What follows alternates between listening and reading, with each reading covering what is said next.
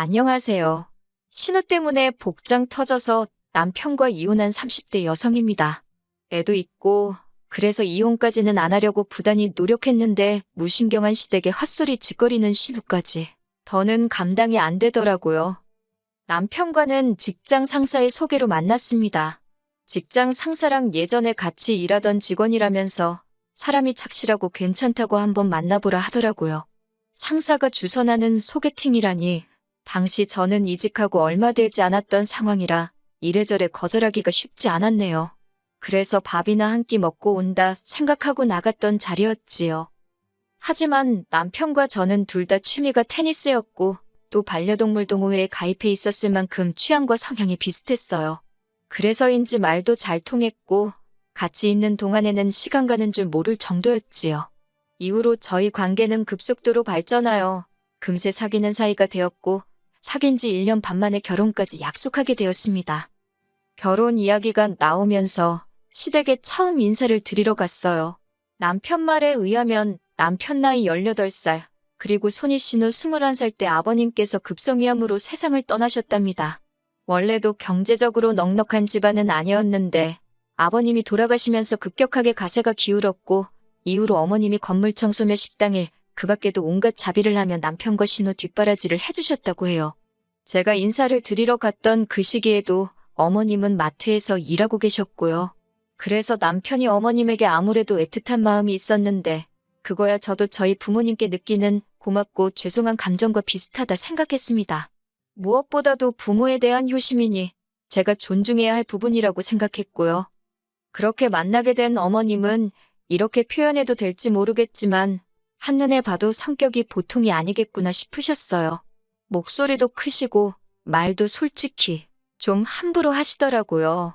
당신이 당신 아들을 어떻게 키웠는지 아냐부터 시작해서 저더러 같이 맞벌이를 한다고 해도 여자가 할도리는 해야 한다. 나는 내 아들 아침 한 번도 굶겨본 적이 없다. 국이나 탕은 꼭 있어야 한다. 남자만 돈 벌라는 법이 어디 있냐. 아이고 정말이지. 그때만 다시 생각하면 바로 머리가 지끈지끈 아파올 지경이네요. 결국 처음 인사드리고 나서 제가 남편에게 결혼은 좀 더 천천히 시간을 갖고 생각해보자 했습니다. 드센 시어머니를 이겨먹어야겠다는 생각은 아니었지만 결혼하기 전부터 저렇게 당부하시는 것도 많고 바라는 것도 많았으니 제가 진짜 며느리라도 되면 죽어나겠구나 싶었거든요. 그러자 남편이 자기도 자기 어머니가 말투가 살갑지 않다는 건 잘 안다면서 평생을 팍팍하게 사셔서 그런 거니까 저더러 조금만 이해해주면 안 되겠냐 그럽디다. 게다가 이틀 뒤 남편이 손희 신우한테 도와달라고 SOS라도 친 건지 손희 신우가 제 회사 앞으로 찾아왔더라고요. 사실 신우랑 저는 정식으로 만난 적도 없었는데 회사 앞으로 불쑥 찾아온 걸 보고 적잖이 놀랐어요. 하지만 그렇다고 그냥 돌아가시라 할 수도 없어. 얼떨결에 서로 안면도 트고 대화도 나누게 되었지요. 신우는 하는 말이 자기는 저를 사진으로 보기도 했고 어머님한테 이야기를 듣기도 했다면서 제가 마음에 쏙 든답니다. 그러면서 어머님이 혹시 좀 언짢은 소리를 하셨거나 쓸데없는 이야기를 하셨으면 자기가 대신 사과하겠다고 그래요. 그래도 아기가 있어서 하신 소리는 아니고 사는 게 힘들었다 보니 그렇게 된 거라며 자기가 어머님 대신 미안하다고요. 그래서 저는 결국 마음을 바꾸게 되었습니다. 어머님은 좀 어려운 분일지라도 남편도 내 편이고 신우도 나쁜 사람 같지 않으니 이 정도면 괜찮은 시댁 아닐까 싶었거든요. 경제적인 거야 남편이랑 처음부터 반반으로 해서 두 사람 힘으로 열심히 살아보자 했었으니 크게 문제되지 않았어요. 하지만 인생이 흘러가는 게 제가 계획한 대로 되는 게 아니더군요. 결혼하고 한 두세 달쯤 됐을 거예요. 하루는 회사 사정이 좋지가 못하다며 여직원 위주로 나가달라고 하더라고요. 결론부터 말하자면 어떻게든 버텨보려고 했는데 잘 안 됐어요. 저를 포함한 여직원 3명 모두 정리해고되었습니다. 그래도 실업급여는 받을 수 있었으니 얼마나 다행이냐고 저희끼리 정말 실없이 울며 웃었던 기억이 생생하네요. 당연히 재취업을 할 생각이었고 바로 이튿날부터 여기저기 이력서를 내기 시작했어요. 하지만 당시 나라 상황부터가 좋지 못해서 재취업은커녕 서류 통과도 잘 되지 않더라고요. 마음은 초조하지. 외벌이하는 남편을 보고 있으니 안쓰럽지. 그런데 그 시기에 의도치 않게 임신이 되었습니다. 조심한다고 조심하고 또 조심했는데 그럼에도 불구하고 찾아온 아이였어요. 생각지도 못한 상황에 걱정과 근심이 가득했지만 어쨌든 크고 중요한 일이었던 만큼 일단은 양가의 소식을 알렸네요. 친정 부모님께서는 축하와 함께 차라리 잘 됐다며 이참에 집에서 쉬면서 퇴근하라셨지요. 제가 돈 걱정을 하니 그건 친정아버지가 도와주시겠다며 걱정하지 말라고요. 물론 받았을 생각은 없었지만 친정아버지의 그 말 한마디가 어찌나 힘이 되던지. 하지만 이런 이야기를 남편에게 하지는 않았습니다. 말이 나와서 말이지만 남편은 예전부터 돈에 관해서라면 꽤나 예민한 편이었어요. 그래서 처음엔 그 문제로 갈등이 좀 있기도 했는데 나중에 어머님이 고생하시며 남편과 신우를 키우셨다는 걸 알고 나서는 어느 정도 이해는 가더라고요. 그러다 결혼 이야기가 나왔을 때였어요. 남편이 한다는 소리가 자기는 이제껏 고생하신 어머님께 죄송해서라도 손은 못 벌린답니다. 그렇다고 해서 장인 장모님에게 도움을 받고 싶지도 않다대요. 자존심도 상하고 불편할 것 같다면서요. 그러면서 하는 말이 그냥 우리 둘만의 힘으로 시작하면 안 되겠냐입니다.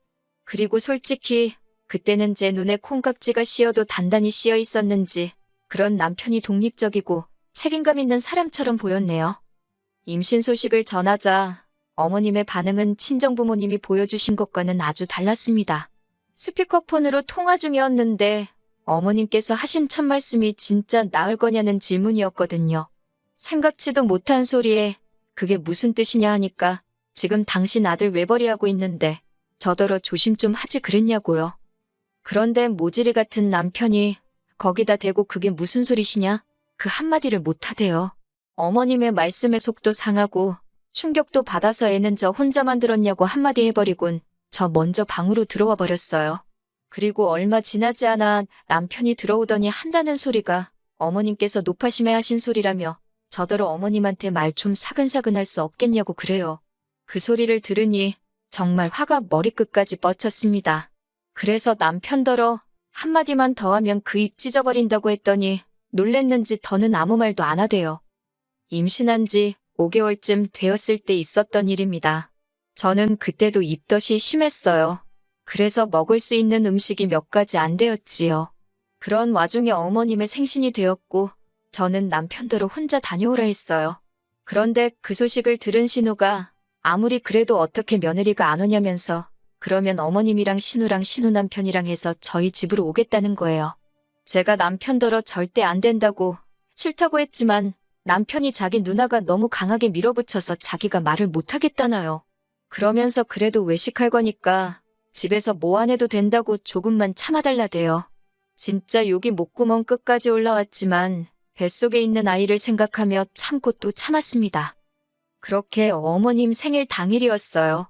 저녁 5시쯤 되니까 신우네 부부와 어머님이 도착했지요.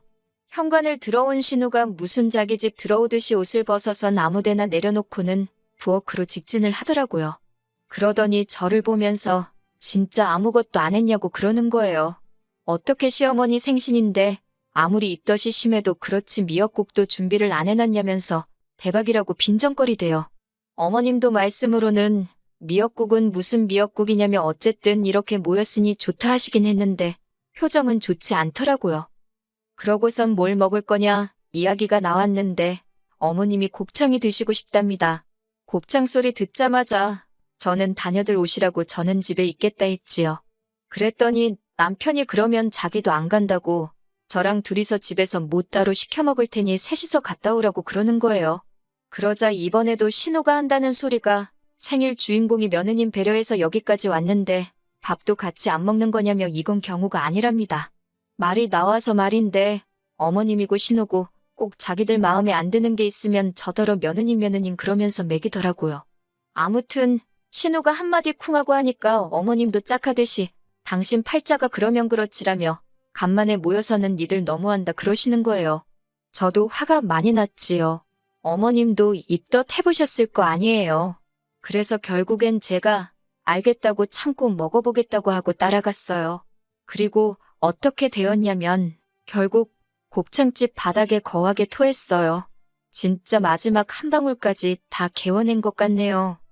집으로 돌아왔는데 어머님은 그렇게 비위가 약해서 어디다 쓰냐고 제 탓을 하시더군요. 신우도 일부러 어머님 보라고 그런 것 같다면서 자기 남편한테 수군거리고 있었고요.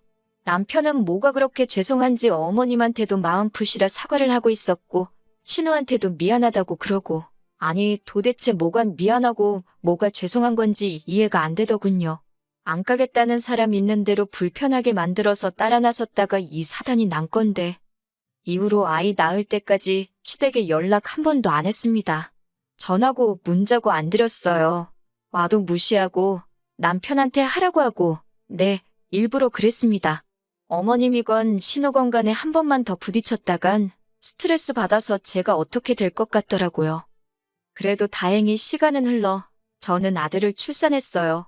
어머님께서 당신 손자라며 매일같이 사진 보내라 얼굴 보여달라며 전화를 걸어오셨지만 솔직히 적극적으로 대꾸해드리진 않았지요.